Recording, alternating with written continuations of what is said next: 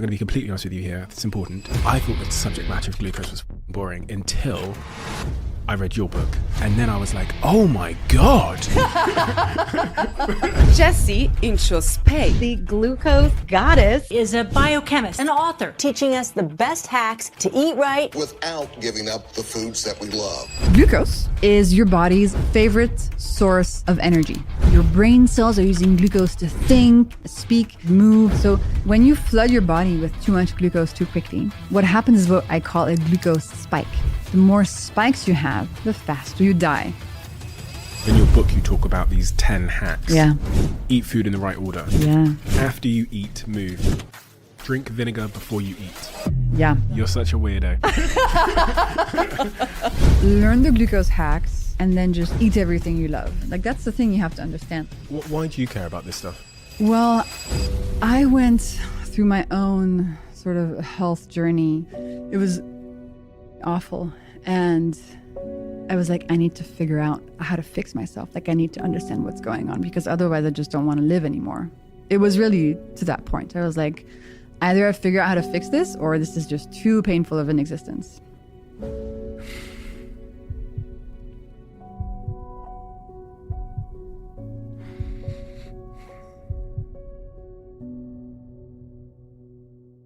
Before this episode starts, I have a small favor to ask from you. 2 months ago, 74% of people that watch this channel didn't subscribe. We're now down to 69%. My goal is 50%. So if you've ever liked any of the videos we've posted, if you like this channel, can you do me a quick favor and hit the subscribe button?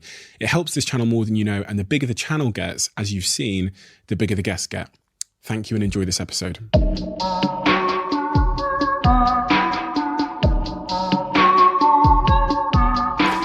Jessie.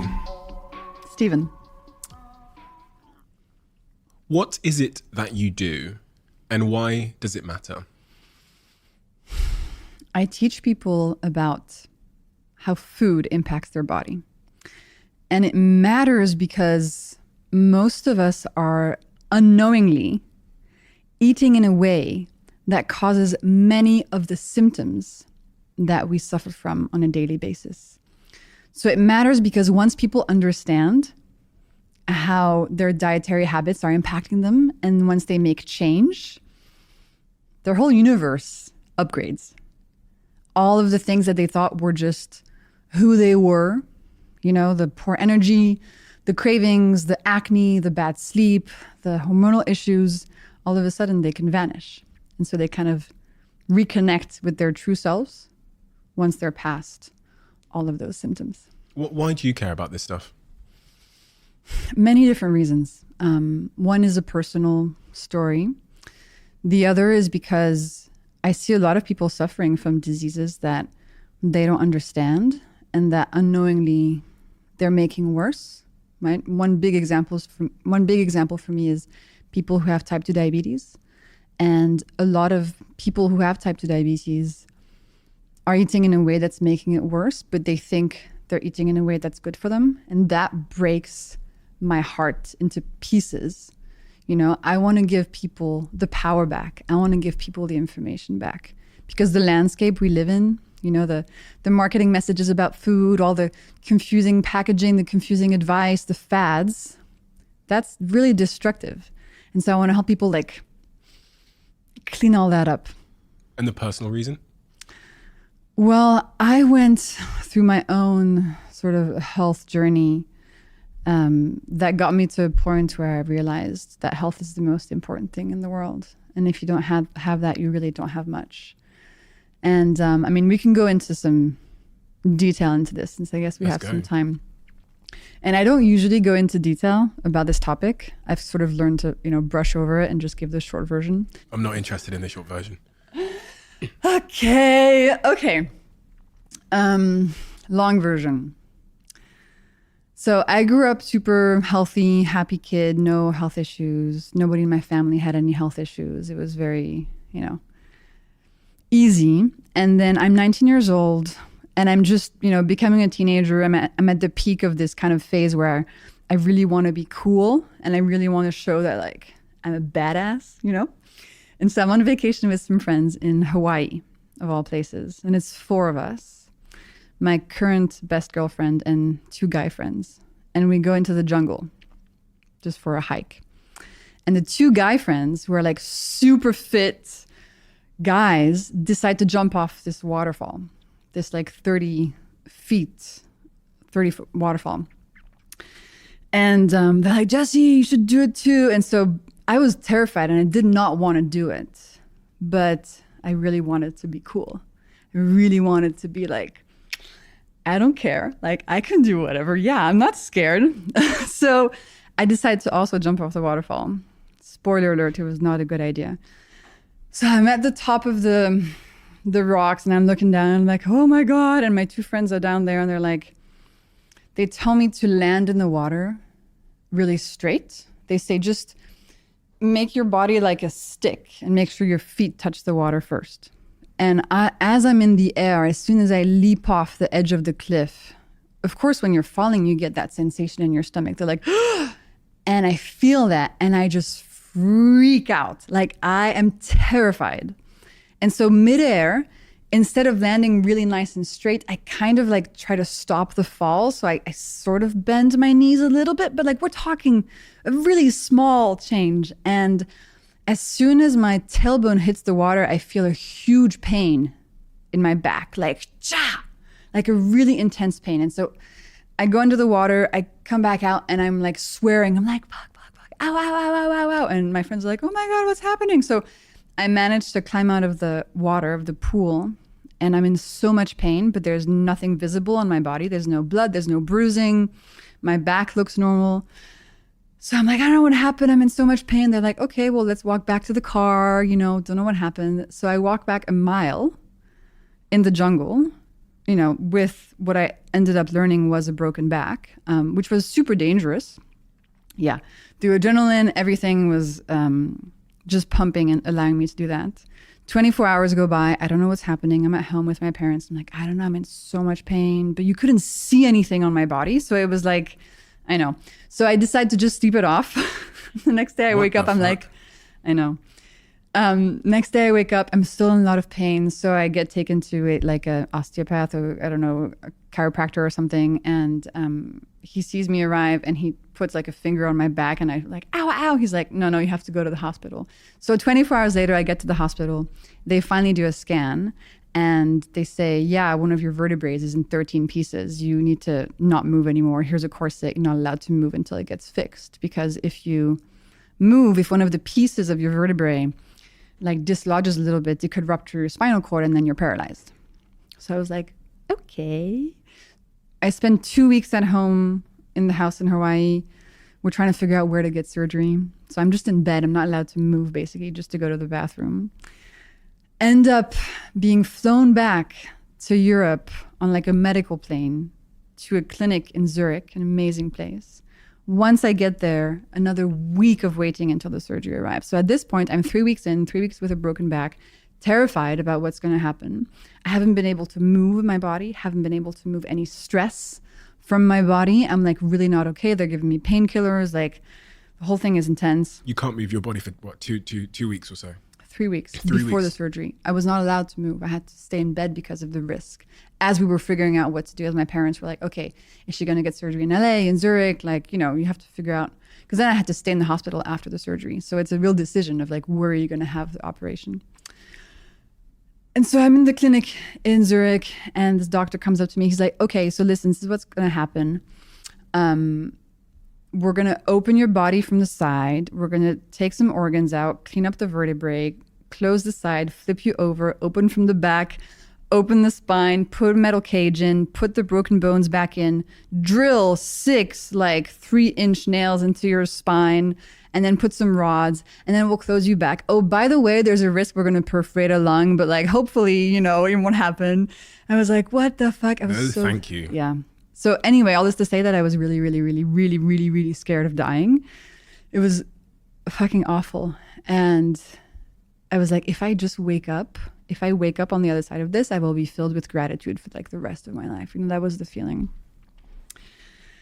So anyway, surgery happens. I wake up and instead of gratitude, I start feeling a humongous amount of pain, like 100x the amount of pain from the actual break in my back. My entire body is on fire. All of my legs are just like inflamed like crazy. They're giving me like sleeping pills and shit. I'm having the craziest nightmares. A nurse comes into my room every 3 hours to inject, like opioids in my leg. I mean, it's just like fucking nightmare, like total nightmare. I can't move at all because if I move my body, the scars feel like they're gonna rip open. I lose like 20 pounds in 10 days. I haven't eaten anything. I don't eat anything for like 2 weeks. Anyway, so horrible physical stuff. But the good news is the physical bit actually heals. Like in 3 months, I'm totally fine. No more pain, feeling strong, exercising again, no problem. But then the real problem starts happening. My brain starts not feeling okay. I start feeling like I'm a bit like in a dream. Like I have this weird sensation of like instead of everything being 3D, it's now 2D. And I'm kind of feel like I'm in a movie, and I look at my hands and they don't look like mine. And I start having panic attacks when I see myself in the mirror. So like my brain starts breaking. And I had never experienced any mental health issues when I was younger. So I super clueless. So anyway, is there a term for that? A medical term for that? Yeah, sort of the closest thing that I've found is depersonalization, which is losing touch with reality and yourself. And I always felt like when those episodes happen, I feel like I leave my body. Like I'm kind of looking from above. And also I become super scared of just existence. So being alive becomes the scariest thing I can ever imagine. And that still happens today? Very rarely. When was the last time it happened? Actually, 2 days ago, I had like 10 minutes of it because I had just taken the plane all the way here to California and I felt quite ungrounded and I could tell there was some stress in my body that was not moving. But now when it happens, like I know how to fix it. I know what's going on. But back then I had no clue. So for a year, I felt like that. Super clueless. And I didn't understand what in my surroundings or in how I was living was making it better or worse. I was completely clueless. I was like, I have this horrible thing happening to me. Nobody understands it. I feel crazy, but I also feel like, shit, this might be the rest of my life. Like this might just be my life now. This immense pain and terror at just existing. So out of all this nightmare emerges a very clear thought in my head, which is if you don't have your health, you have nothing. Like it's health first. Like this is the number one most important thing in life. And bear in mind, I'm 19 years old, which is kind of a young age to have that realization. And Steve and I was like, I need to figure out how to fix myself. Like I need to understand what's going on because otherwise I just don't want to live anymore. It was really to that point. I was like, either I figure out how to fix this or this is just too painful of an existence. Isn't it such a shame that it requires often a traumatic event where our health is tested or we realize the fallibility of it? Is that the right word? Yeah. For us to start thinking and caring about it. I think about this all the time. One of the most pivotal shifts in my life occurred during the pandemic where I vicariously saw the entire world struggling. And one of the factors that exacerbated that struggle or increased your chances of being susceptible to the illness was your health. And I watched vicariously from this lockdown apartment in the north of England through the TV screens as all of these people were being rushed to hospital, etc. And it was the moment that the wake-up call I needed. I didn't need something to fail in my health. I needed to watch the world struggle because of health for me to go, oh my God, okay, so my health is my first foundation. It's not the business. It's not this. It's not my dog, my cat, my girlfriend, whatever. Because if you remove my health, I lose everything. And it seems like you had that because of a tragic incident at 19 years old where you go, oh, you like put your priorities in order. It's a bit like that saying, you have 2 lives and your second life starts when you realize you only have one. Interesting, yeah. And that's a beautiful, beautiful saying. And yes, it is tragic that kind of stuff needs to happen. I think that life should be lived backwards. We would have such a better time. We'd be so much more grateful if we started our life, at 100 years old, with a body that's breaking down, less energy, more difficulty. And if you just got younger, every year, you'd be so grateful. Like, oh my God, like I'm getting, I don't know, my biceps back or my energy back or whatever. And it's so tragic that we just go through life never realizing the wealth that's just in front of us and complaining about what's wrong, and then not realizing that in 10 years it's going to get worse and worse. But listen, yes, the tragic incident is often a jumping off point for realizing how important health is. Yeah. You wrote a book called The Glucose Revolution, The Life-Changing Power of Balancing Your Blood Sugar. Mm-hmm. Wrote that book last year. Why did you write a book about glucose? Of all the things in health and food you could have written about, why glucose? Right? It's so interesting. Essentially, after having this realization that I needed to figure out how my body worked, I went on like a quest, with different chapters. And so first chapter was, I was living in London before I was studying mathematics. And I moved to Georgetown in the US, Washington, D.C., to study biochemistry in grad school, to learn about how the body worked. And then I went to Silicon Valley to work in genetics because I wanted to understand our DNA.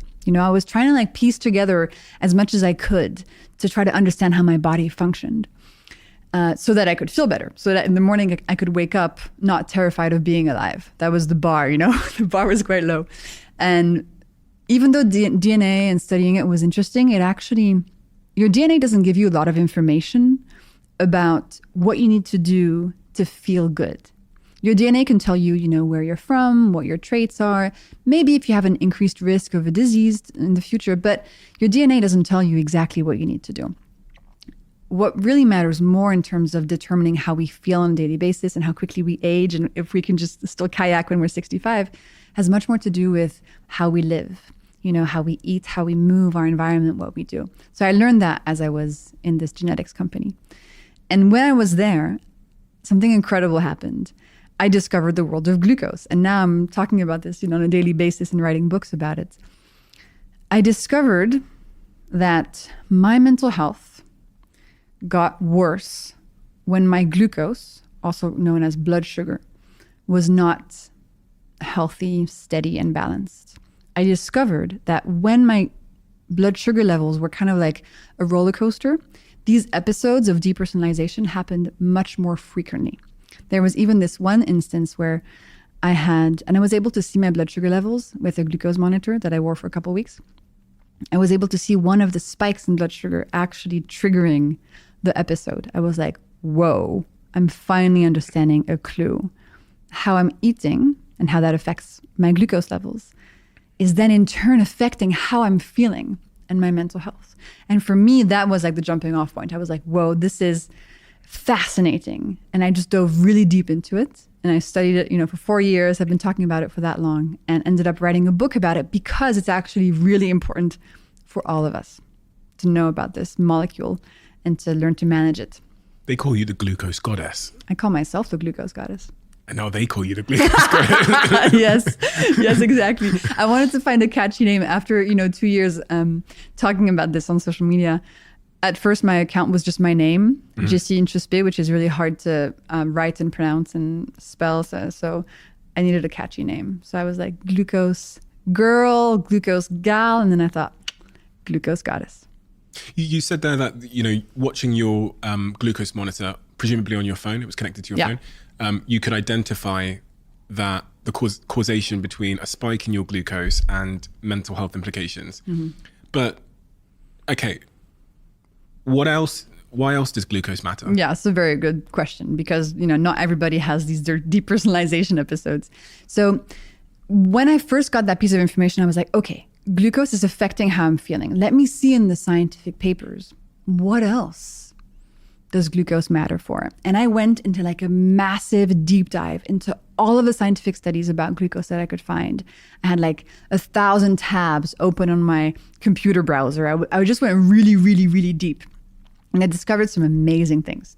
So first, I discovered that I was not alone, that most people who don't have diabetes still experience these blood sugar spikes, potentially on a daily basis, without knowing it. And that's a really good piece of information because for years we thought only if you have diabetes should your glucose levels be of any concern to you. It was kind of like either you have diabetes and need to learn how to manage glucose, or you don't have diabetes and like don't even worry about it. Now we know that everybody can be suffering from these spikes without knowing it. So that was a huge revelation for me. And that study was very recent. I think it was from 2018. So when I discovered it, 4 years ago, it had just come out. So I was like, whoa, like stuff is changing on this topic. We're realizing the importance of it for everybody.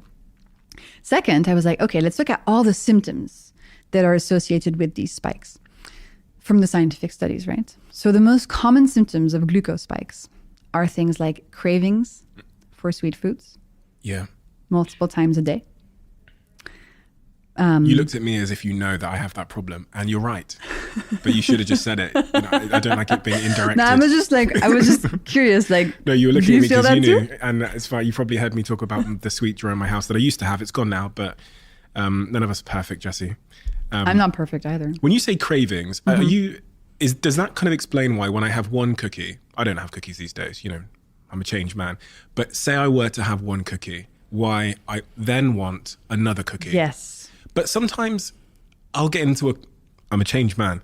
Sometimes I'll get into a cookie week. Ooh. Where like I have a cookie on Monday, and because I've had that cookie on Monday, like Tuesday I'm showing up, or Wednesday I'm showing up for a cookie. Wow. And then I can fall out of a sugar cycle where because I've not had sugar in a while, I don't want sugar. Yeah. So what I'm asking there is, does that sugar craving, how long does that last? How That's do a I good get? question. Do you know what I mean? Yeah, absolutely. Because I've wondered if it was like a couple of days, like if I've not had sugar for 3 days, then I don't have the cravings anymore, or is it shorter than that? Well, listen, from the studies, we know a few things. We know that one, like if you have a cookie, so cookies contain, sugar and starches, and sugar and starches are what increase your glucose levels in your blood.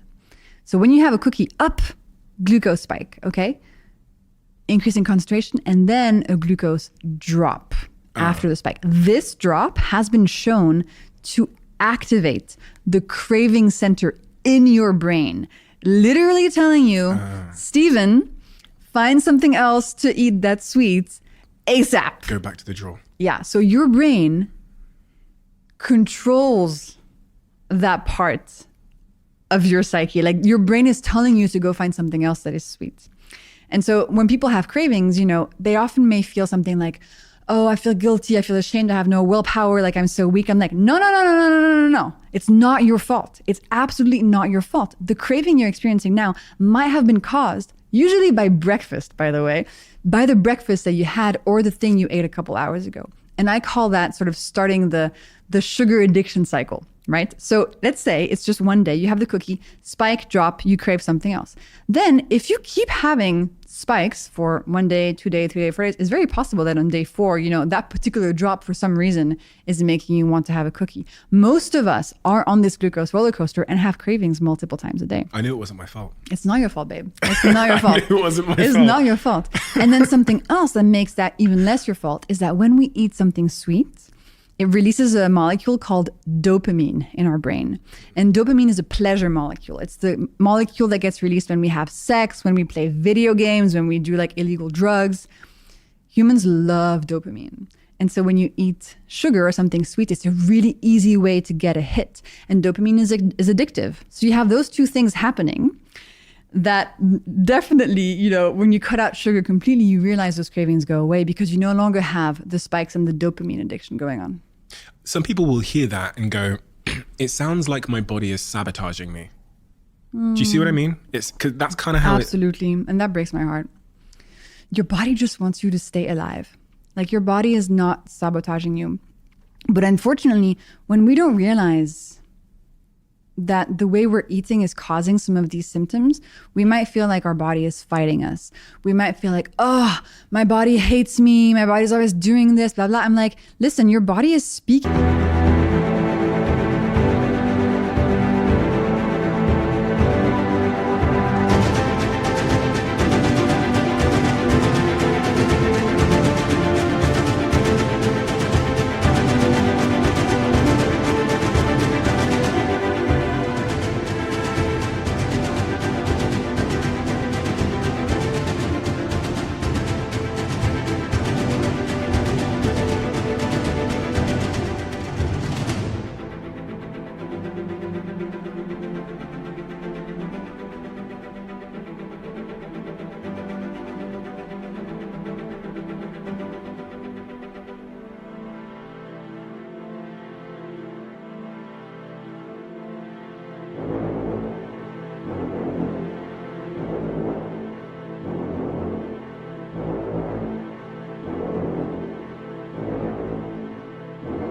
to you. All those symptoms you're feeling, those cravings, the acne, the, irregular energy levels, all these hormonal issues, whatever, those are actually messages coming from your body telling you, hey, Steven, there's a glucose roller coaster happening here. Like, help me fix it.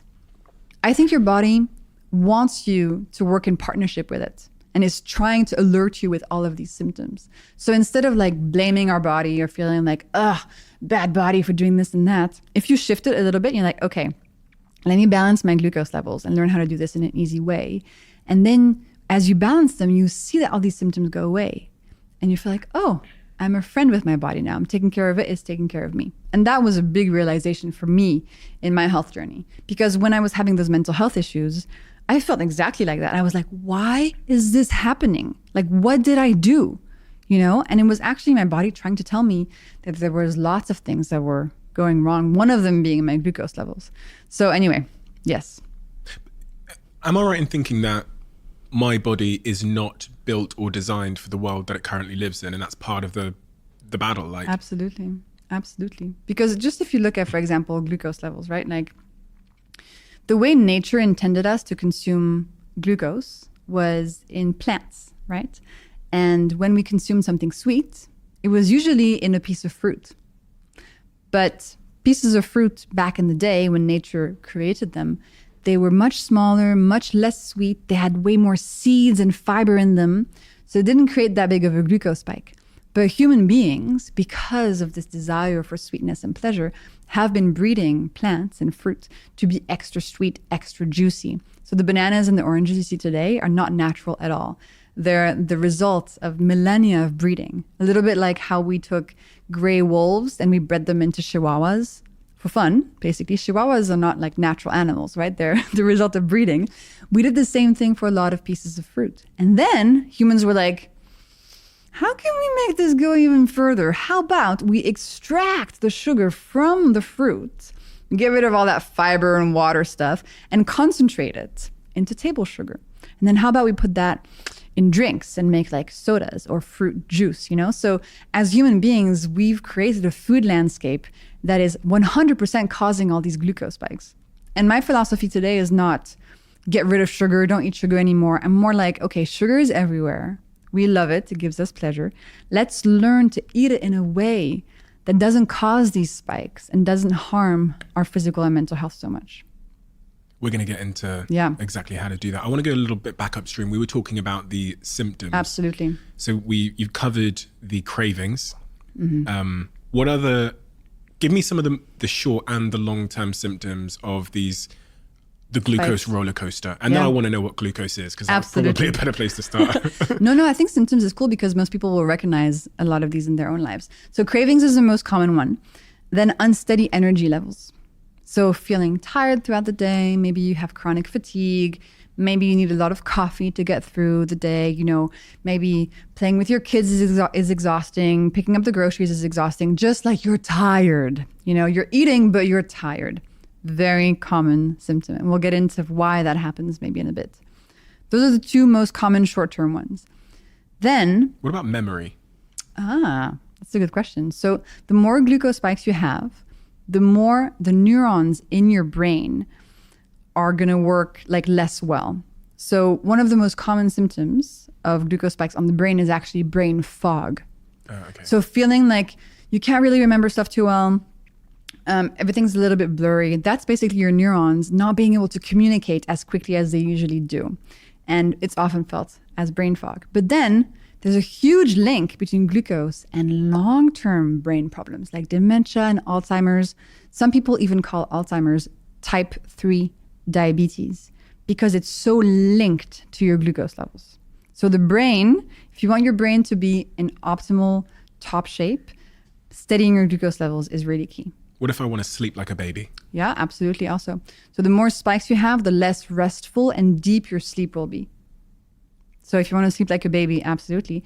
If you're somebody going through menopause and you want to reduce menopause symptoms, also looking at your glucose levels is a very important place to start, because the more spikes we have, the worse those symptoms get. Talking about hormones, there's also a huge link between glucose levels and fertility.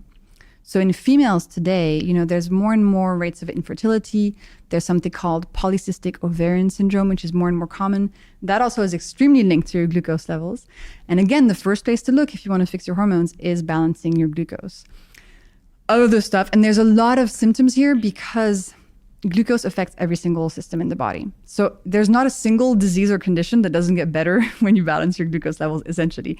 But I'll go into a few more examples. Skin. So inflammation is a direct consequence of glucose spikes. And on the skin, inflammation can be seen as acne, eczema, psoriasis. I have no idea. There's two words that have just exploded into like popular conversation over the last, I'm going to say 12 months. But, I'm not that deep to know how long this conversation's been happening. But one of those words is the word glucose. I've just seen it everywhere all of a sudden. And the second word, which I've seen even in more places, is that word you just used, inflammation. Yeah. What is inflammation? Inflammation is a stress response from your body that is supposed to help you and clean things up. So for example, when you get sick, when there's a virus or a bug that's attacking you, your body essentially creates inflammation to combat that enemy.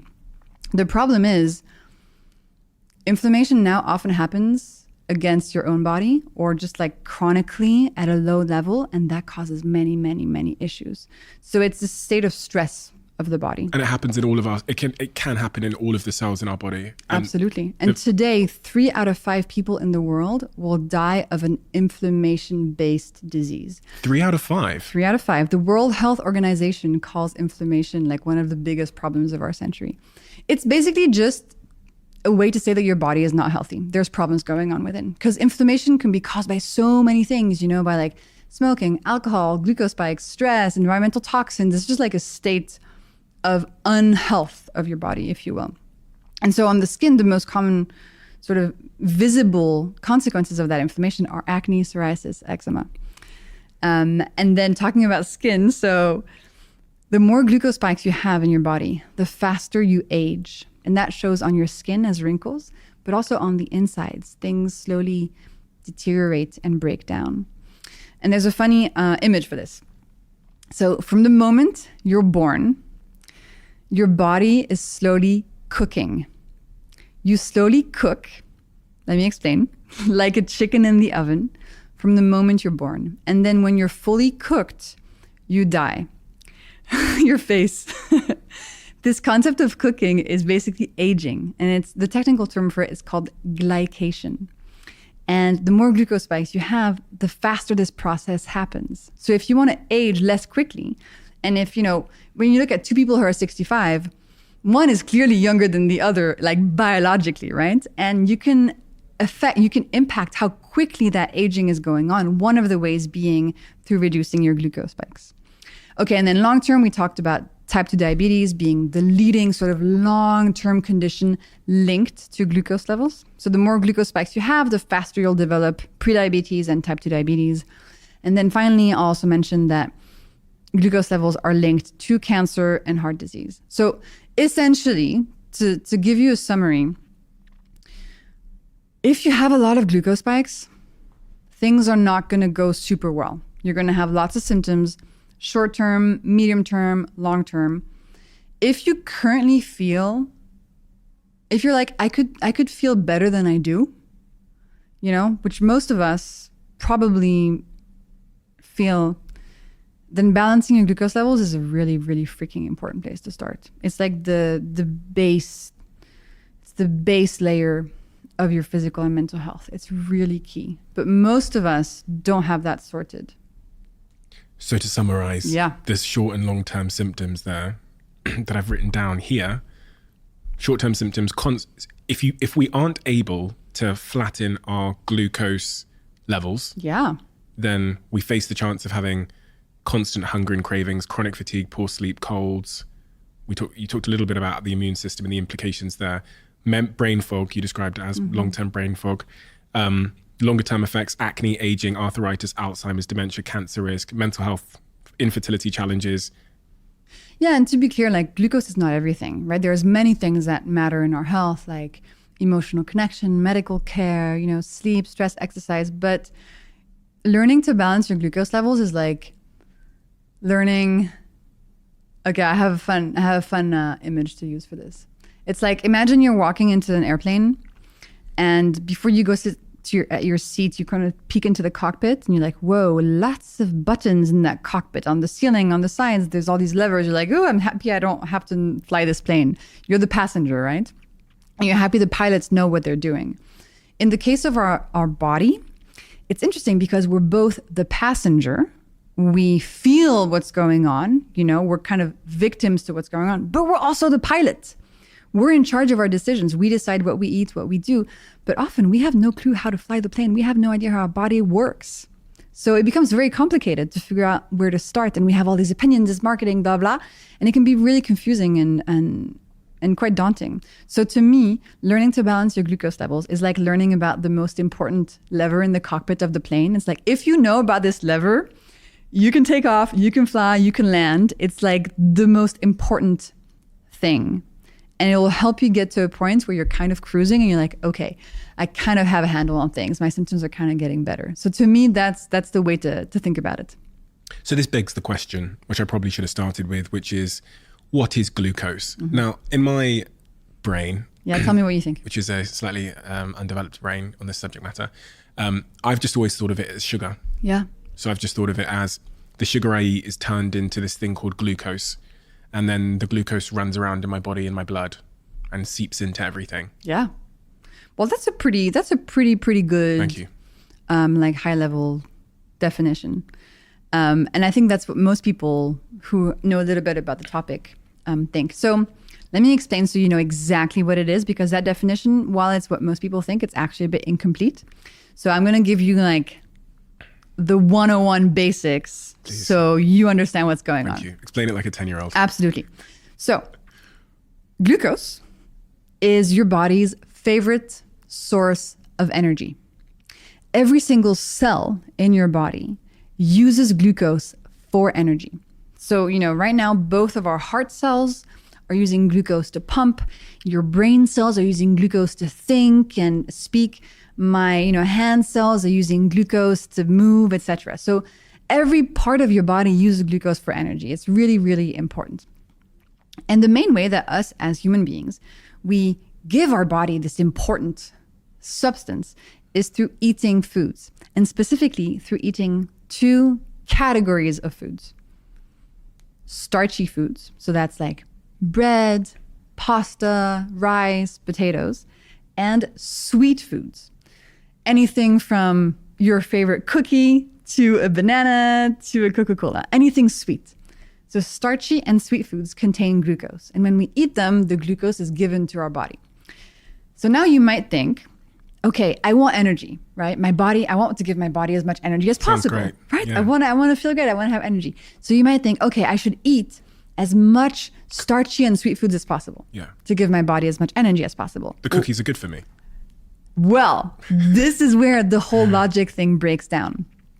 It's a bit like plants. So let's say I go on vacation and I'm like, Steven, can you please take care of my house plants?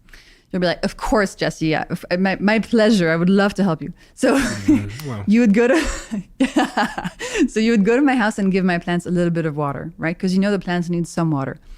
But if you gave the plants too much water, they would end up drowning and dying. And I would come back from my vacation, all my plants would be dead. So the plant got a bit too much of a good thing, and that caused issues. The human body is the same. Some glucose is good. Too much glucose causes all these issues. And most of us are eating in a way that gives way too much glucose too quickly to our body. And that's why we feel all these symptoms. So what's going on at a cellular level when I flood my body with glucose? So there are three sort of main processes that I want to tell you about on this topic. So when you flood your body with too much glucose too quickly, what happens is what I call a glucose spike. So a glucose spike is just simply a sort of rapid increase in how much glucose is in your system. So it goes, if you have a glucose monitor, you can kind of see it. It goes like, whoop, it just goes up really fast, the concentration. And so the first thing that we need to look at is your mitochondria. So your mitochondria are like little sort of oval organelles inside of your cells, and they kind of have this squiggly line in the middle when we represent them in drawings. These mitochondria are in charge of turning glucose into energy. They're super freaking important. They take the glucose from the food and they do some magic and outputs energy. So you can do stuff like, I don't know, walk, run, think, whatever. So when a glucose spike happens, all of that glucose heads straight to the mitochondria because that's where it gets processed, right? And your mitochondria, unfortunately, while they like a steady influx of glucose, during a spike, when you give them way too much glucose way too quickly, they kind of like shut down. They're like, TMI, I cannot, too much information, like I can't deal with this. They sort of go on strike. They get stressed out and they kind of break down. So that's a real problem because you just ate all this food because you were like, I want to give my body energy, right? Sugar in the morning, energy. Actually, on the inside, your mitochondria, the very things responsible for making energy, they break down when you give them too much glucose to handle. So that's the first thing that happens.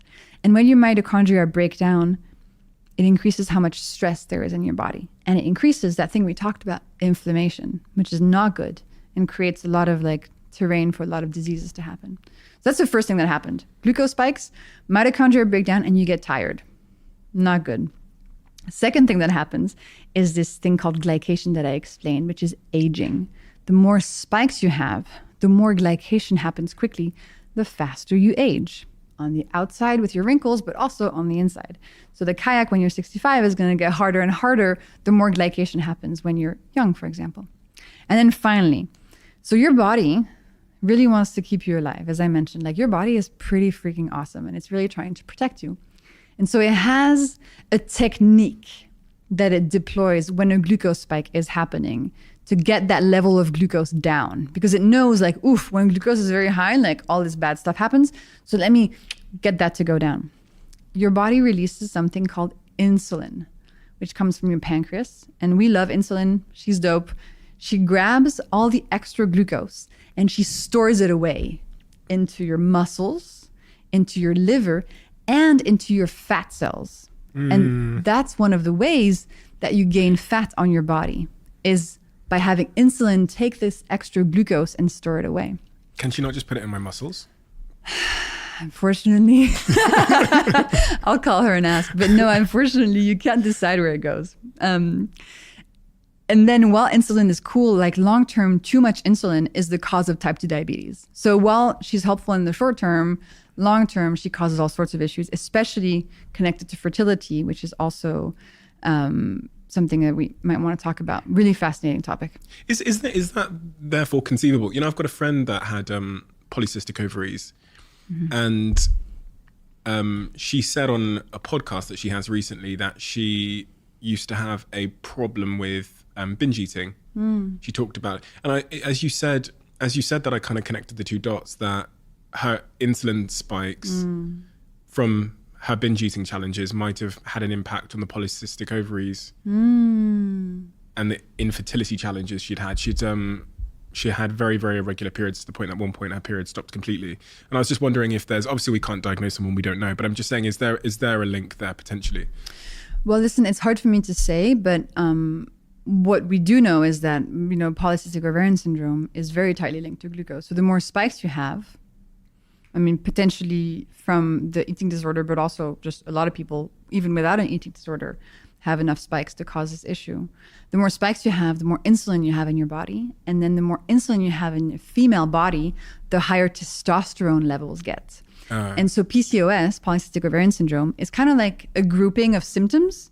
So cystic ovaries, missed periods, balding on the head, hair growth on the face, acne, etc., that we kind of put into this package of like, this is PCOS. Actually, a lot of these are symptoms of just excess testosterone in a female body. Testosterone being the male sex hormone.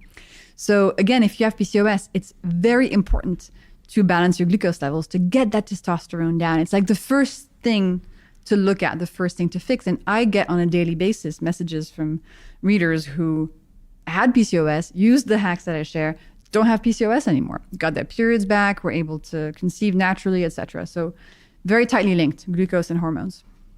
This drug insulin, so it takes the takes the glucose and by the way, it's not really a drug. It's like something your body makes. Okay, but then you chemical. can also take it as a drug if you have diabetes, for example.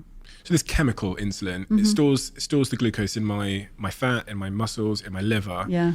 How does it have an impact then on weight gain and weight loss? So if I've just had a glucose spike, insulin's been deployed. Yeah. She's doing her work. She's storing it in all those places.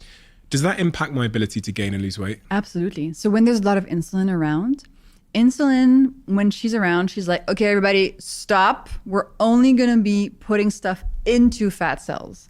Nothing can come out of fat cells. So when there's high insulin levels, your fat cells become like a one-way street. Things can go in to make them grow in size and quantity. So that's one of the ways you gain fat on your body, and nothing can come out. And when people say like, I want to lose fat on my body, what they're really saying is, I want to empty my fat cells so that, my waist size reduces at the same time. So yes, the more insulin, the harder it is to actually lose any fat. I get it. I think I get it now. Is there anything that's like missing from that picture you've painted for me? I now understand the relationship between what I put in my mouth, the impact that has on my glucose levels. It causes spikes and dips. That causes a bunch of short and long-term consequences because of what's going on in my mitochondria and insulin. Is there a next step in that process that I need to be aware of? So my insulin is now raised, right? Yeah. She's shut down my fat cells. She's doing her thing. She's storing it away. Is it the chronic deployment of insulin is what I think they call type 2 diabetes, yeah, right? It's called insulin resistance. So when you have a lot of insulin, it's a bit like... Stops working, basically. Exactly. It's like coffee. Right. Like first time you drink coffee, you're like, whoa! And then over time, the same amount of coffee doesn't do as much to you. Same with insulin. So over time, your body becomes less sensitive to it. It doesn't really obey it anymore very well. And that's called insulin resistance. And that then leads to type 2 diabetes. But I think you got a pretty good overview of, we eat food, creates glucose spikes, all of these biochemical processes. Then our body experiences these symptoms, right? We experience these symptoms of glucose spikes. And I think the important thing to remember is that these symptoms, again, they're messages, right? They're not something that's happening randomly just to be annoying. Your body is not against you. Your body is just trying to keep you alive. But as a consequence of maybe some of the ways you're eating, all these symptoms are taking place. Quick word from one of our sponsors. I have to say, I've been on a bit of a journey with this brand because when I started my business in new territories, when we first moved Social Chain to New York City, the first place we went to was WeWork. We moved 4 of our team members out to New York City and we built the business from there. I have to say there's something magical about WeWorks. I've spent the last 2 or 3 weeks in LA in a WeWork, and as you walk in the front door every day, it's almost like that sense of community, that sense of magic, excitement, camaraderie is tangible.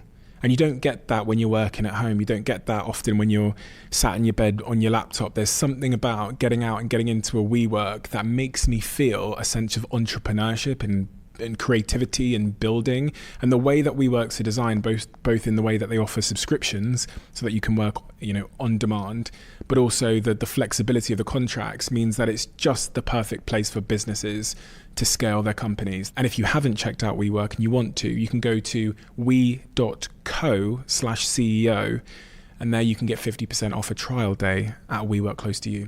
Ladies and gentlemen, our newest brand partnership will come as no surprise to regular listeners on this podcast. The first episode of 2023, I was joined by the incredible Professor Tim Spector to hear more about his work at a company called Zoe, using data to understand our bodies better so that we can live more fulfilled, higher potential lives. Zoe was born from the truth that our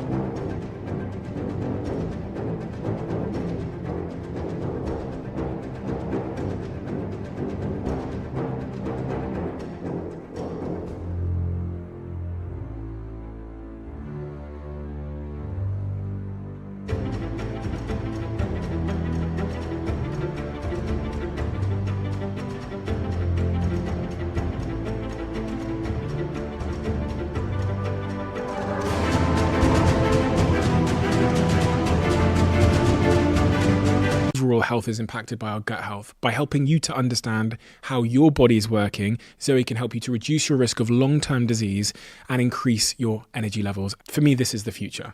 And that is why I became an investor in the company. And that is why they are now a sponsor of this podcast. You can read up about everything they're doing, and you can pre-order your Zoe program at joinzoe.com. And they've been kind enough to offer an exclusive 10% off code CEO10. So you can put that code in at checkout, CEO10. Thank you so much. Let's get back to the episode. If this gluco roller coaster is bad for me, the spikes and the crashes, how does one flatten the glucose curve? In your book, you talk about these 10 hacks. Yeah. Can we go through some of these hacks to... But for sure, I think that's the most important, really, because... So hack one. Hack one, yeah. Eat food in the right order. Yeah. What did you mean by that? So to give some context, like all the hacks in my books, they are just summaries of scientific studies. So when I was going really deep into all the science, I found, all these symptoms and conditions linked to spikes. And I found also these amazing ways we could still eat everything we loved, but without creating these spikes, right? So still eating everything you love, but reducing any symptoms or any problems you might be having physically or mentally. Okay, so eat your food in the right order. So next time you're faced with a meal, listeners, next time you're faced with a meal, there's something amazing that you should know. If you eat the ingredients in the meal in a specific order, you can reduce the glucose spike of that meal by up to 75% without changing how much you're eating, what you're eating. Just the order has a massive impact on your glucose. So you can still eat the same meal with way less spikes and way less consequences. So the right order is veggies first. I should make a t-shirt. Veggies first, proteins and fats second, and starches and sugars last. So let's take an example of a meal maybe. Stephen, what's a typical meal you have? And then we'll add stuff for the example. Cookies. Okay, so let's say cookies. That's your sugars. Let's say you're having cookies. Let's say, I don't know, you eat fish? Yeah. Okay, let's I say... eat everything, to be honest. I'm so... Other than snails, I've still got a little bit of a psychological issue there, but... I've never tried snails, and I'm French. Really? It just grosses me out. That's something you need to figure out. Okay, so let's say you have like some fish, some broccoli, some pasta, some olive oil and avocado, and a cookie. So the right order for your glucose levels is going to be the broccoli first, then the fish, then the pasta and the cookie, and the avocado and olive oil. You can kind of have it like with the fish. Now, this is an interesting like theoretical thing to understand. It might not always be very practical to just separate out your meal and be like, okay, this first, that then, that then. But there's a few things you should know. Number one, you don't actually have to wait between any of these foods. You can just eat them one after the other and still get the amazing impact on your glucose levels. And number two, really the most important thing here that we need to learn from this scientific study is that the veggies should come first. So what I do now and what my community does is that we always have a veggie starter at the beginning of a meal, and then we just eat the rest of the meal kind of normally. And that already has a massive impact on your glucose levels and how you're going to feel. A lot of people, when they do it very much in the opposite order in terms of like kind of they leave the veggies on the side of the plate. I think when I was a kid, I'd go for whatever was tasty first. And then when the green stuff. I always went for the pasta first. Yeah, exactly. Yeah. And then it was like a requirement. So often parents will say, eat the fucking greens as well before you get your dessert. That's interesting. I mean, although in restaurants, obviously dessert comes last, which is probably... And in restaurants also, bread usually comes first. And so let me explain why it's so important to avoid having the bread first. So bread is a starch. And as I explained, there's starches and sugars, and those are the two things that turn into glucose when we digest them. And so when we eat something that contains glucose on an empty stomach, so when we eat it first, like a piece of bread, the starch breaks down into glucose molecules in your stomach and then shoop, makes its way super quickly into your intestine and your bloodstream because there's nothing stopping it. There's like, hey, just like roller coaster. So it goes straight from your mouth to your bloodstream. So very quickly, the glucose makes its way to your bloodstream and increases the concentration and causes a spike. Now, if you start your meal with veggies instead, this is what happens. Veggies contain another superwoman. And I love how all my molecules and substances are female. But anyway, she's a superwoman Fiber. Have you heard of fiber before? I love fiber. You love fiber. So veggies contain fiber. And fiber, when we eat it at the beginning of a meal, she does something absolutely amazing. When she arrives first in your stomach and digestive tract, she makes its way from your stomach to your upper intestine.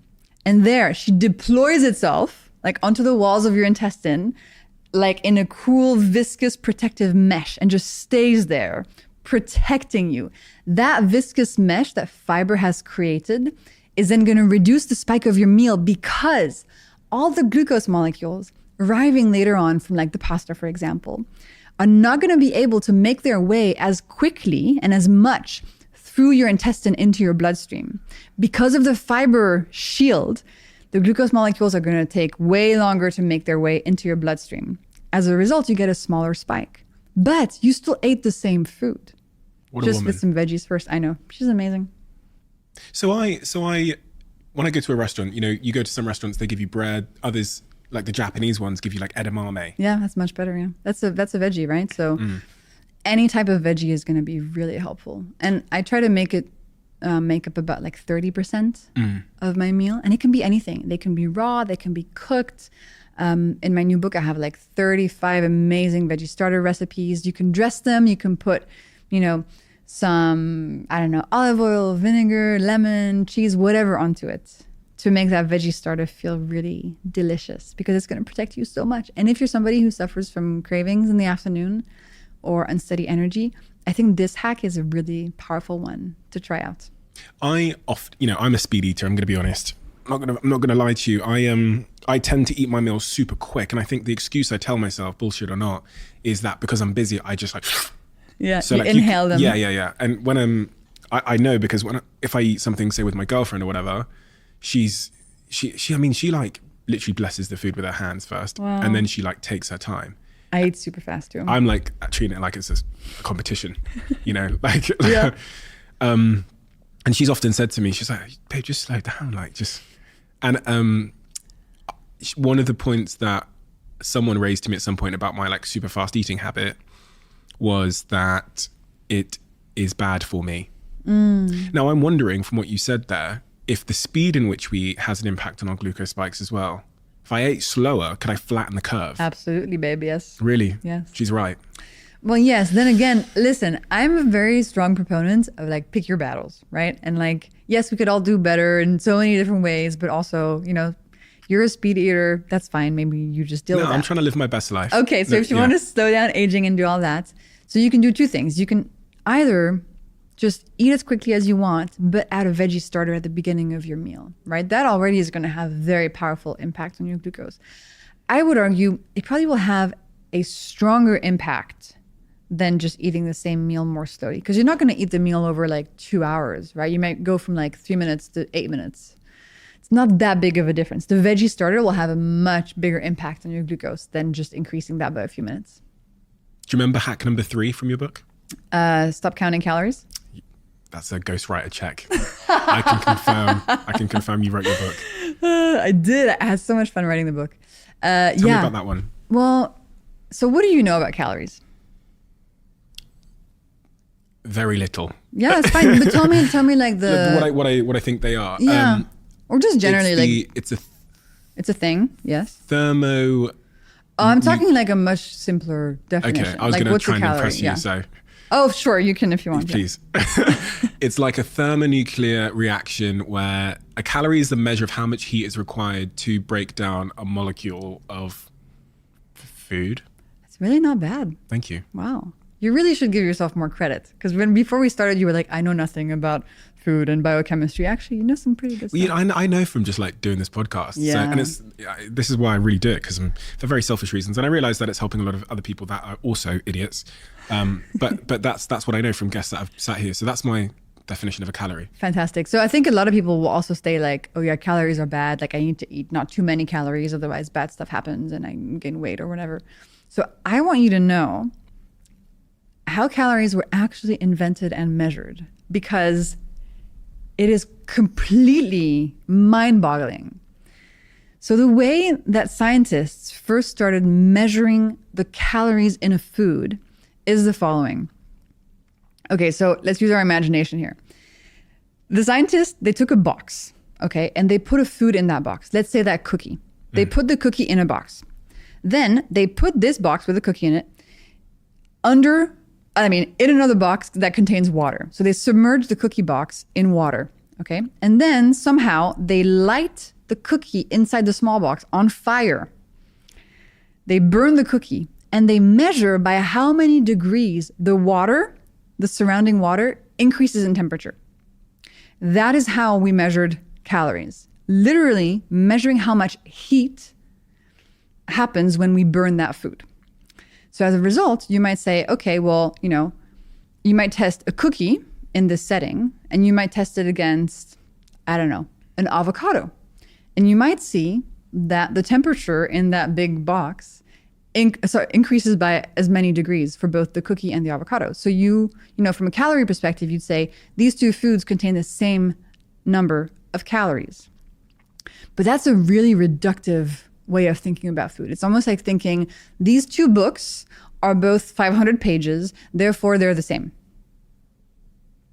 You see how that's a problem? The number of pages in a book doesn't tell us anything about what the book is about, who wrote it, what are the words, what's the message, no clue. The calories in a food also gives us no information about what's actually in the food. How is that food going to impact how I feel, my physical health, my mental health, my glucose levels? So I want to teach people about the molecules in the food. So they actually start recognizing that food is going to make a spike, that food is not. And teaching them hacks so they can, improve their health. And so hack number 3 is called stop counting calories, because essentially what I found is that if people just focus on balancing their glucose levels and using the hacks to do that, and just completely stop counting calories, their health improves significantly. And it's a much nicer world to live in than a world of calorie counting. Because something else you should know, 2 people can be eating the exact same number of calories. Let's say, 2,000 calories a day. But if one person is eating in a way that causes all these spikes and the other one isn't, the spiky 2,000 calorie person is going to be full of cravings, exhausted, inflamed, aging faster, not sleeping as well, could have mental health issues, could have PCOS, could be gaining weight. It's not the same thing. The calories are not really what matters. We need to learn about how the food is actually affecting us. Interesting. I find that so interesting because I was thinking as you were speaking, you answered it there at the end, that a lot of the reason why people do count calories is for weight loss or weight, gain reasons. Mm-hmm. But because of the glucose spikes in one set of 2,000 calories, one meal that will give me 2,000 calories, it will have a significant impact on the insulin levels. And also on how you're feeling and how you're doing and how difficult, that fat loss is or not. How much of a good time you're having along the way. Mm. That's the nuance that really, people use calorie counting as a tool, I guess, but that's the nuance that's really missing if you really want to achieve any of those goals for whatever reason you have. Absolutely. And then, restricting calories. Of course, if you go from 2,000 calories to, I don't know how many, but fewer than that, you're essentially reducing how much you're eating, right? So yes, it's possible that'll lead to weight loss. But that's not really sustainable. Do you really want to count calories for the rest of your life? That just, I don't know, that feels really difficult to me. And second, it doesn't tell you again, what you're eating. So you're reducing quantity. So that can lead to consequences, but it might not be improving your health at all. You might be losing weight on your body, but actually, increasing the problems and the symptoms and the conditions. So I really hope people stop counting calories and through this science, just kind of learn how to approach the food landscape and how to approach food habits in a way that heals them from everything they want to heal from without the sort of calorie thing. Breakfast. Yeah. What do you have for breakfast, Stephen? Today? Yeah. Nothing yet today. I ordered food, right, to this wonderful studio here in London at 10:30 a.m. And it said it would take half an hour to get here. And it got here when you arrived. Now I looked at it and I thought, if I eat this, then I'm going to have some kind of dump halfway through this conversation. So it's just sat. Can I ask what you ordered? No. Okay. Because some breakfast foods will have that impact and make you feel tired. So I ordered a breakfast wrap. So it's got like eggs, avocados, bacon in it, and it's like a gluten-free wrap thing. And I was looking at it thinking, because of this bread, I think the bread is probably going to make me have a dump. And I don't ever want to have like a energy dump halfway through a conversation. I don't want to fall asleep. You know, that's rude. That would be, yeah. Midway through the conversation. So I've not eaten yet. Interesting. I had coffee. So actually, you know, your choice is a pretty good one in terms of glucose. So the main thing we want to do to steady our glucose levels is have a savory breakfast instead of a sweet one. So we want to have a breakfast that contains protein, you know, like eggs, fish, meat, protein powder, maybe some fat like the avocado, that's fantastic, and maybe some fiber if you want to add some veggies in there. And then any sort of like breads or starches or potatoes should be there just for taste. It should not be the centerpiece of the breakfast. And then importantly, for a savory breakfast that keeps your glucose level steady, we shouldn't eat anything sweet at all for breakfast, except whole fruit if we want some. What's the difference between whole fruit and whatever isn't whole fruit? Ooh, well, you know, as I explained, like fruit has been bred by humans for a super long time to be extra sweet, extra juicy. So today, when you look at an apple, for example, it's really been pumped full of sweetness and sugar and made really easy to eat. I had this conversation this week with my partner.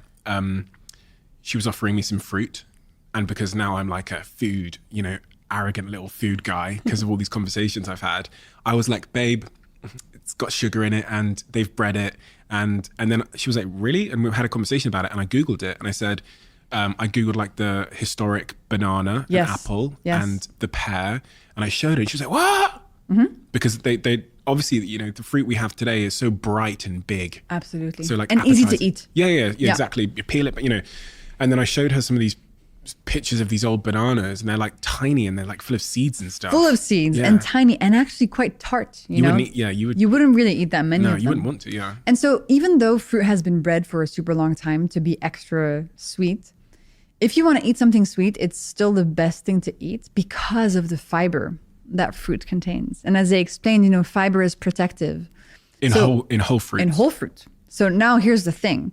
While a piece of whole fruit is the best thing to eat if you want to eat something sweet, the problem starts when we denature that piece of whole fruit. When we blend it, when we juice it, when we dry it, when we puree it, so many different things. So let's take, for example, when you juice a piece of fruit.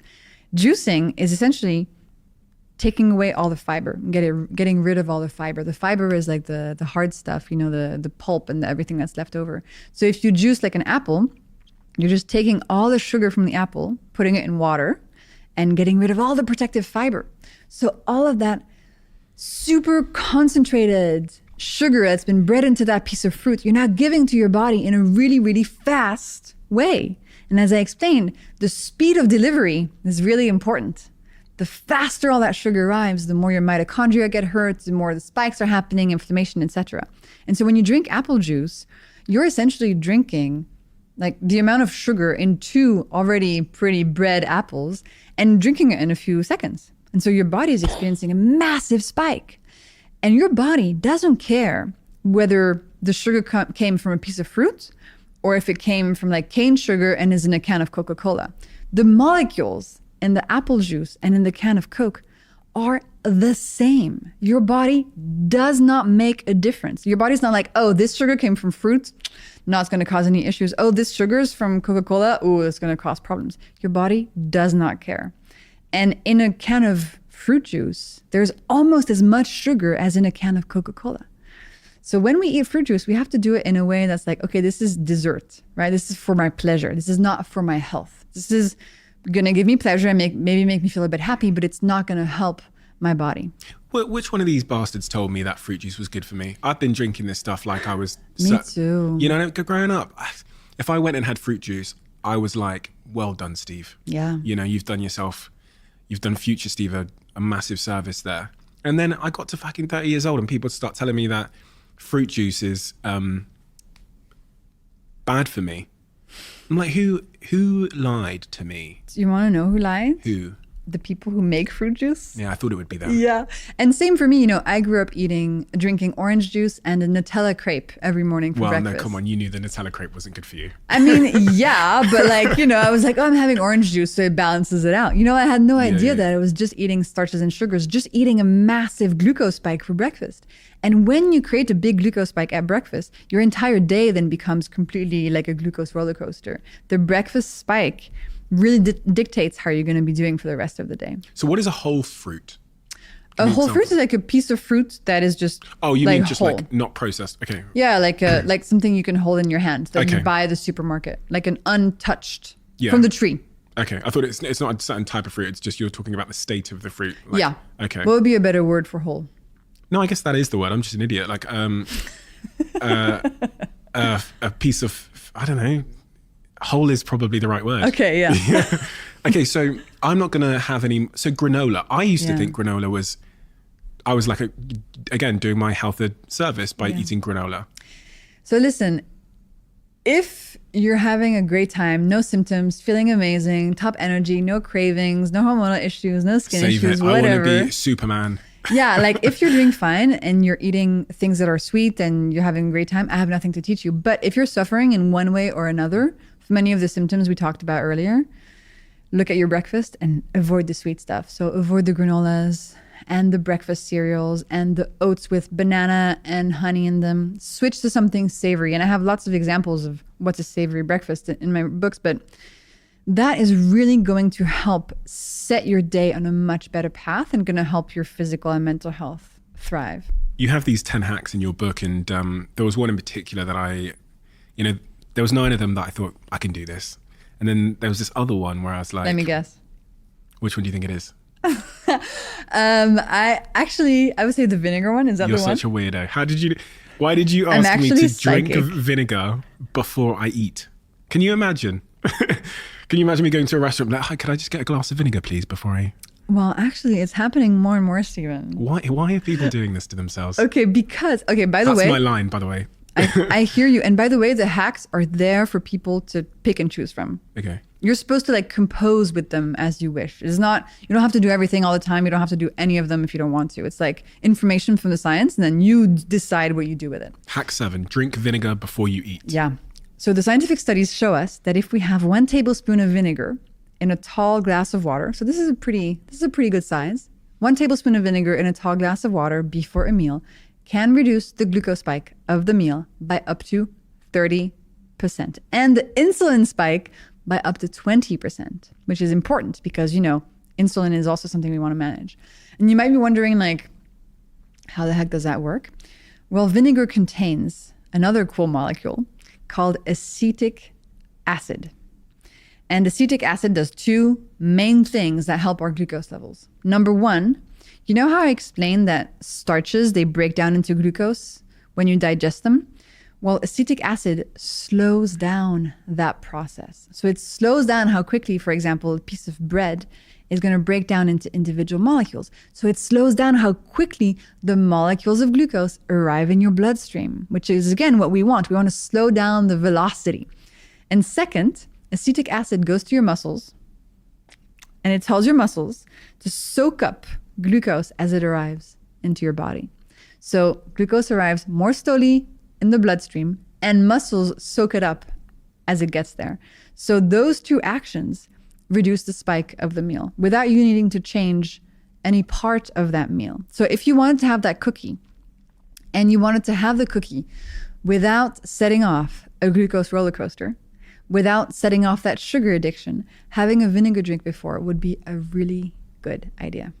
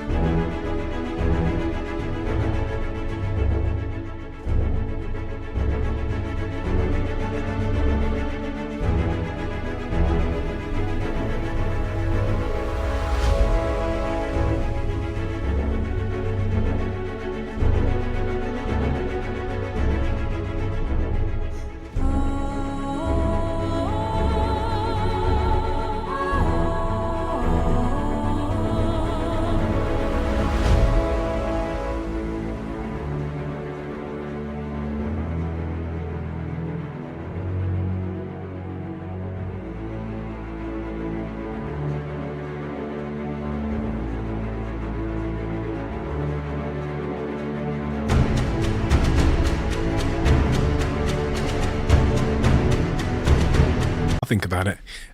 Moving on. Hack 8.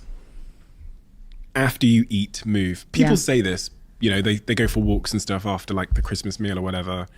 But why is that from a scientific perspective important? It's interesting because it's been around culturally for a very long time, right? Like the post-meal walk, etc. Even the veggie starter. I mean, in France, we have this thing called crudité, which is raw veggies at the beginning of a meal.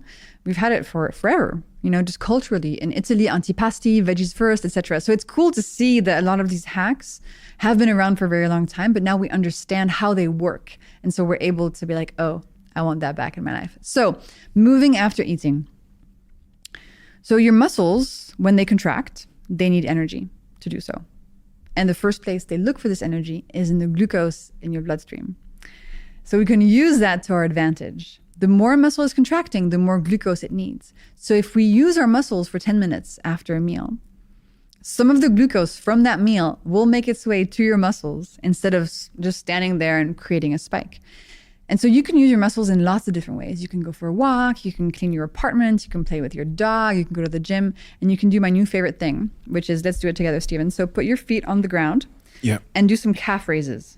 Do you know what that is? You just like go into your tippy toes and back down, calf raises, and you feel your calf contracting. Yeah. So this is actually a really effective way to get your muscles to soak up glucose, because there's a muscle in your calf called the soleus muscle, which is really extra good at soaking up glucose. So for example, after a meal, you're at work, you're at your desk, you want to reduce the spike, do some calf raises like this. Nobody will see, and you'll be helping your glucose levels. People are going to think I'm so weird. They're going to see me have this shot of vinegar and then sit here like there's something in my shoes. Yeah, but then they're going to be like, damn, Steven is doing so great. Look, he's 65 and still kayaking. Like then they might think they should have done the same. It's a good trade-off. I'm happy to take the weirdness.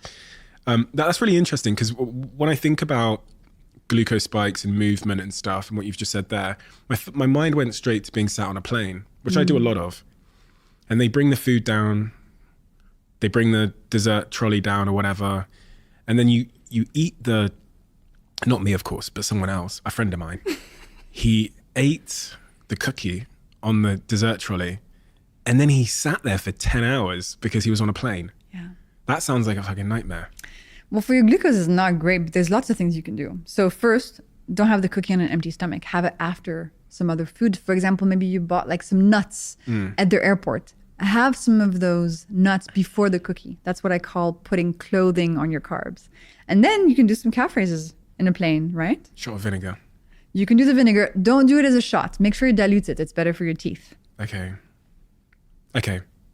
Generally, do you have a hypothesis or an idea or a system for when you travel and what you eat? Yes. If I'm traveling, I always make sure I have a really, really good savory breakfast, even if I'm not hungry, before I leave for the plane. So I have like my favorite 2-egg omelet with feta and tomatoes. It's my favorite thing to make. What is your general, walk me through your food. Earlier on I was watching your some of your interviews, and the most replayed part of one of your interviews was you describing what you ate. No way. Yes.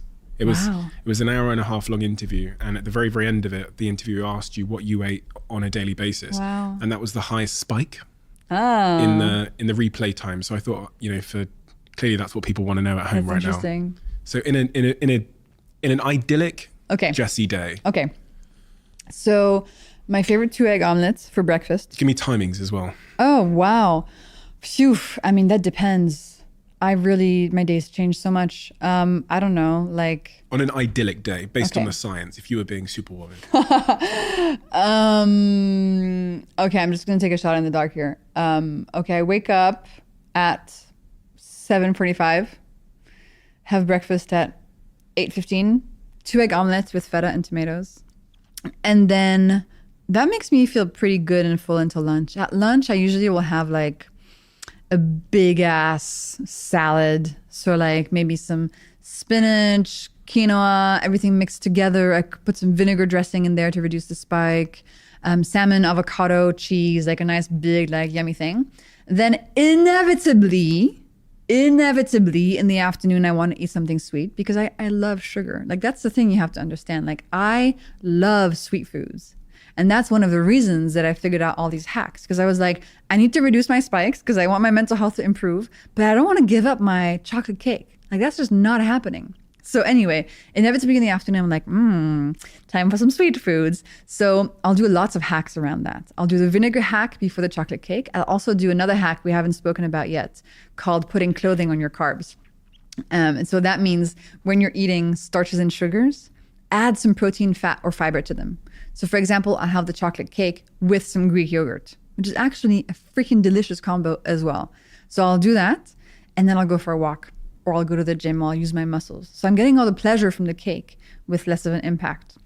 And then in the evening is usually when I have more time to have like a more like longer meal. So I'll do veggie starter, some nice whatever proteins and pasta afterwards. And then usually I don't really want anything sweet after dinner because I've had the sweet thing in the afternoon. That would be my, common food habits. But then today, for example, I woke up at 5:45 because I had this shoot to go to in the morning before coming here. And so I just grabbed some ham from my fridge and I have it in my bag now. And I just started munching on some ham in the morning because, again, a protein-centric breakfast is really key to making sure you have lots of energy all day. And I wanted to come here and have a lot of energy, So I was like, I need to be really good about my savory breakfast today. So I just had that. So going back then to my breakfast today, Yeah. ahead of doing this podcast, these podcasts sometimes last, 2 hours, 3 hours, whatever it might be. What should I be eating in your view to stay high energy, to stay focused, et cetera, et cetera? And what should I not be eating? So you should definitely avoid granola, Okay. anything sweets, right? You want to think about, okay, protein at breakfast. So actually your breakfast wrap was pretty good, I would say, because it has eggs, it has avocado, it has, some fats, some protein. That's pretty good. And as long as the wrap is not like a huge amount of bread, you're fine, because it's fine to have bread or starches in the morning for taste. So to me, that would feel like a really good option. And if you do get tired after eating something like that, maybe you're having a bit too much food. That can also be a thing. So maybe have half and you should feel pretty good. Okay, that's good to know. I always wonder. And then, a lot of people, they're sad to give up their sweet breakfast foods. And here's another hack you can use. You can still have that sugar, but have it as dessert after lunch or after dinner instead of like in the morning on an empty stomach. So it's not about cutting anything out. It's about learning to place the foods and organize them in a way that keeps your glucose levels steady so that you don't kick off the cravings roller coaster where you feel so controlled by all the sugar and the food around you.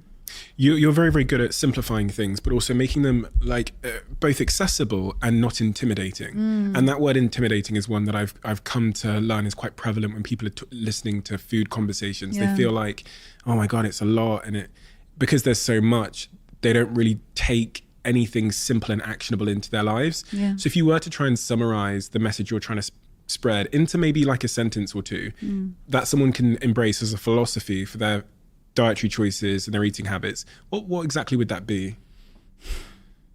I think it would be learn the glucose hacks and then just eat everything you love. These hacks, I hope they become, and this is kind of my mission, I hope they become as well known as drink water, brush your teeth. That's kind of the vibe I'm going for. These are fundamental scientific principles that can really help you break free and fast track you to feeling so much better. And they will help you cut through all the noise in the marketing, etc., because it's really about how your body functions on like a biochemical level. So sorry, that was more than one sentence, but no, that's you great. get it. And how are you feeling now? You've obviously been on a health journey of your own, but where do you find yourself today? Man, I am so grateful today because, for example, I'm on this trip now and I'm staying in an Airbnb by myself for 10 days. Here in London? I'm alone. And back in the day, when I was 19, I broke my back. I couldn't spend 20 minutes alone. I would have a panic attack.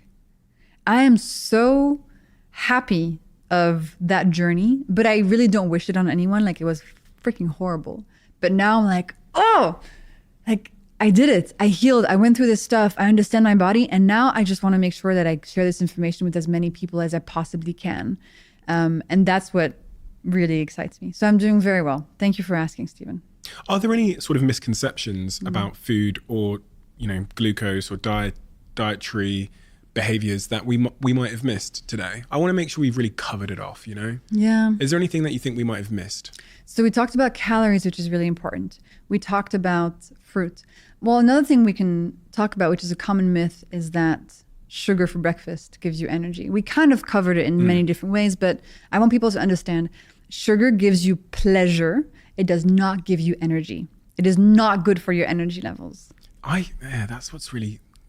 That's a paradigm shift for me, because I would have thought that having something sugary before doing like this podcast would make me like da-da-da-da-da-da-da. So that da-da-da-da-da-da, that's not energy, that's dopamine. Okay. And even though it feels good for a little while, then you crash and then you want more. It's actually not unlocking like deep biological energy and stamina. It's just making you da-da-da-da. And by the way, sometimes you want the da-da-da-da. Yeah. Like if you're writing something and you're just like, I need some da-da-da, just to eat that cookie, you know. Sometimes we need to use it to our advantage, that dopamine hit. But long term, it's not what's going to be helpful for you. And if you did that thing every time you recorded a podcast, after a few months, you'd feel really chronically tired and you'd be like, okay, this is not working anymore, because your mitochondria would have suffered so much on the inside. Interesting. I have this box in front of me. On the front of it says the Diary of a CEO conversation cards. I'm so excited. On the back, it says vulnerability is the door to connection. This is a new tradition. We've taken all of the questions that were ever written in the Diary of a CEO and we've turned them into these cards. And on the front of the card, you can see a question like this, written by the person, and then it says the name of the person that wrote it, and on the back you can see the person that answered it if you scan this QR code. These are available at thediary.com. I need to get this. This is very cool. The reason why we've done this is because, you know, I've come to notice and learn that there's a certain type of question you can ask somebody, and if you have the patience to let them speak, that unlocks a level of vulnerability which is connective for humans. So that's why it says vulnerability is the door to connection, because after I do these podcast conversations with people, especially when we're talking about like real life story centric stuff, I just feel so connected to them. Like we become like best friends in 2 hours, and then we have an ongoing relationship. And I have that with nearly all of the guests that have been on this podcast that have really opened up with me. So we want people to be able to do that at home. I have 4 cards here that I've picked from the deck. I think there's about 60 or 70 cards in the full deck, which is available online. And I've picked 4 here. So I'm going to slide these over to you. I'm so excited. Why are you so excited? Well, my question's not exciting. No, but they were. But like, I love this kind of stuff. I love the vulnerable questions. I love this. Okay. For that reason, I'm going to ask you to pick 2. Okay. We'll see if you regret that decision. No, I won't. Okay. I'm going to slide them over. Okay. So I look at them all? No. Oh, okay. I don't choose. No. Okay. I'm going to pick the 2 middle ones. Okay. And I read them? Please read them and say who wrote the question as well. What is one thing you regret not saying to somebody, and why didn't you say it? Who wrote that question? Nick Jones. He's the founder of Soho House. Yeah. Ooh, this is an interesting one that's coming to me. And I still have time to say it, so that's good. I wish I had spent more time talking to the surgeon that operated on me. And I wish I had thanked him for, first of all, like how great of a job he did on me, but also just how much love and care he put into my scars. They're really thin and beautiful, and they were sewn like from the inside. And the side scar, it's gonna make me cry.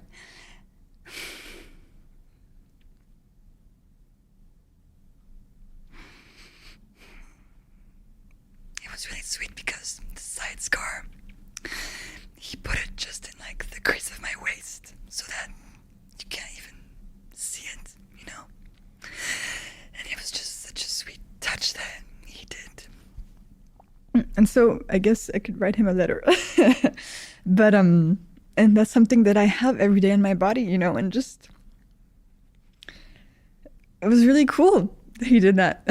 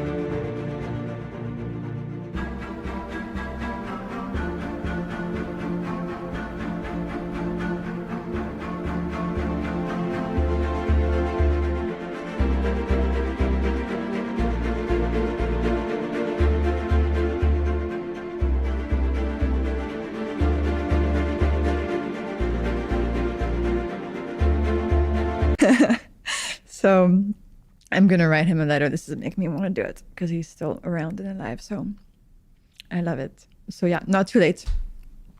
Okay, second question. Tell me something you have never told anyone before. Oh my God. I'm such an open book. It's tough. Something I've never told anyone before.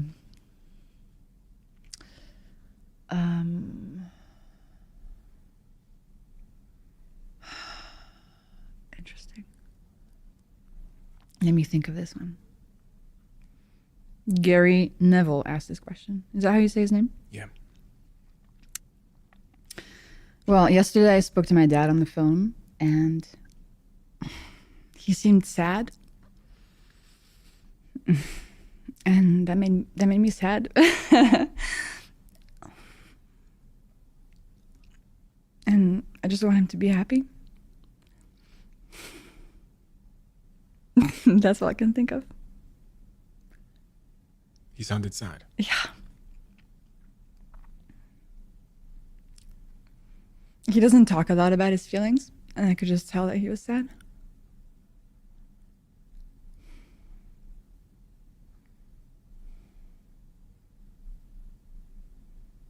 How could you tell?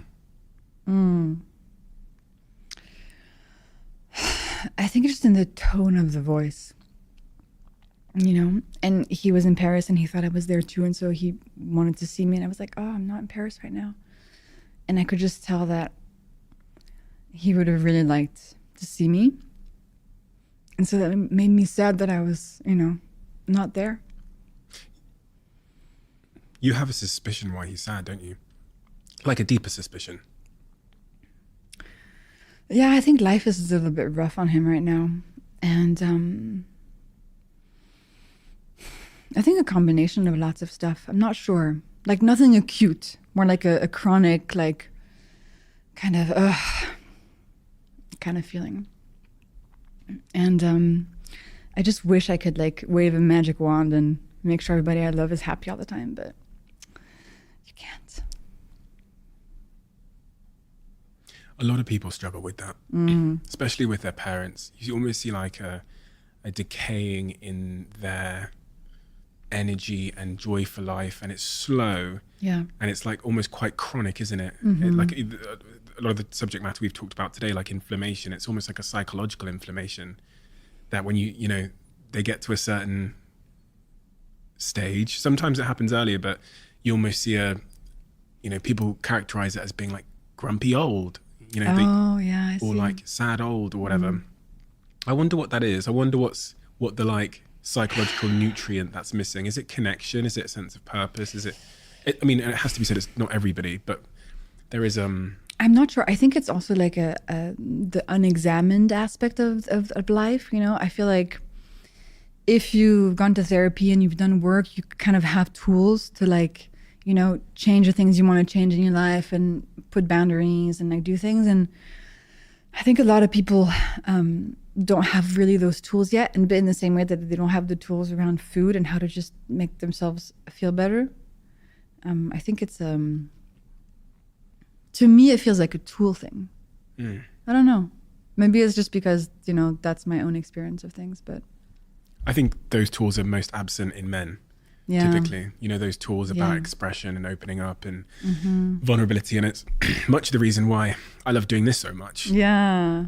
Because we get to have these kinds of conversations and they are medicinal in many, many ways, you know? And these cards are really wonderful because I feel like even if you're somebody who doesn't tend to open up very much, like the fact that the card is asking the question makes it totally... It was random as well. You picked it. It wasn't me. So yeah, but just generally, like I think everybody should play this. Yeah. It's so important because it's really hard to ask these questions and it's really hard for people to take them seriously and be like, I'm actually going to answer this. But the card medium, and especially, it's so beautiful, the handwriting. I love it. It's a really lovely idea. It's quite interesting. I was just thinking when you said that, the reason why it's different from me just asking you those questions versus you selecting one and it being on this sort of middle ground inanimate object is because it removes the agenda from the question. Exactly. You know what I mean? Like it doesn't come with an agenda. Yeah. So it's almost like you asked yourself it, right? We do have another the old tradition, which was asking you the question Yes. in the book. Do it. Do it. I'm ready. Okay. Do it. Ooh, this is a tough one. Oh, yeah? Mm. Do it, Stephen. You have my permission. Okay. The person you cherish most in life dies tomorrow. You have a 60-second phone call with them. What do you tell them? Well, the good news is I communicate a lot. I would say my mom, to be honest, just, you know.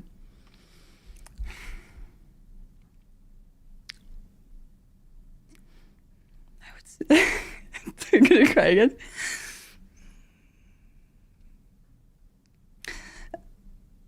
Happily, I would say, listen, it was amazing. Thank you. I feel like I told you everything and you know how I feel about you. And, it's really sad, but it would be sad if it weren't sad. That's what I would say.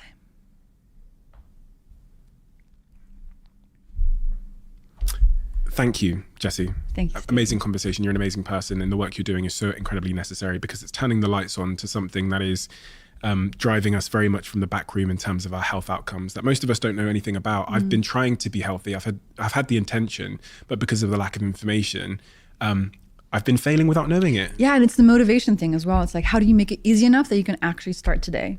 Amen. Thank you so much, Jessie. Everybody can go find your work. Everyone will be able to find you on the internet. They call you the glucose goddess. You very much are a goddess. And your book about the glucose revolution is a must read for anybody that's listening to this. So I hope everybody goes and gets that book because I'll be honest, I'm going to be completely honest with you here. It's important. I thought the subject matter of glucose was fucking boring until I read your book. Nice. And then I was like, oh my God. Yeah.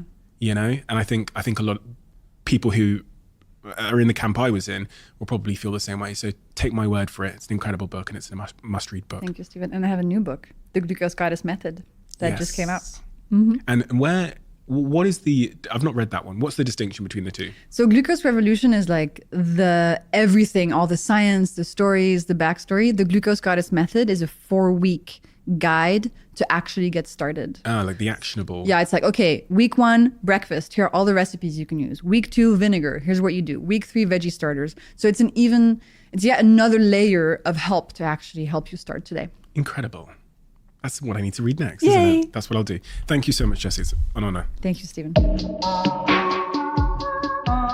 Over the last couple of, maybe 4 months, I've been changing my diet, shall I say. Many of you who've really been paying attention to this podcast will know why. I've sat here with some incredible health experts. And one of the things that's really come through for me, which has caused a big change in my life, is the need for us to have these superfoods, these green foods, these vegetables, and then a company I love so much, and a company I'm an investor in, and a company that sponsored this podcast and that I'm on the board of, recently announced a new product, which absolutely spoke to exactly where I was in my life, and that is Huel.